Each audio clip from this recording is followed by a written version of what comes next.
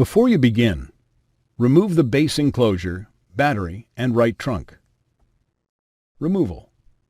Disconnect the power connector cable from its connector on the system board. Remove the power connector cable from the routing channel on the fan and right support bracket.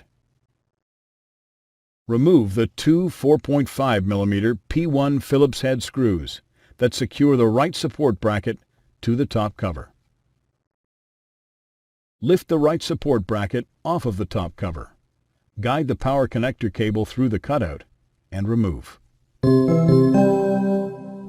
Replacement. Guide the power connector cable through the cutout in the right support bracket and place it into position on the top cover.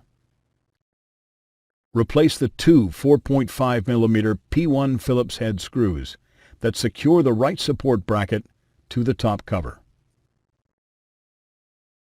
Route the power connector cable through the routing channel on the right support bracket and fan.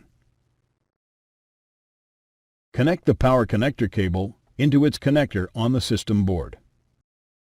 Thanks for watching. Please click subscribe for more videos and weekly updates.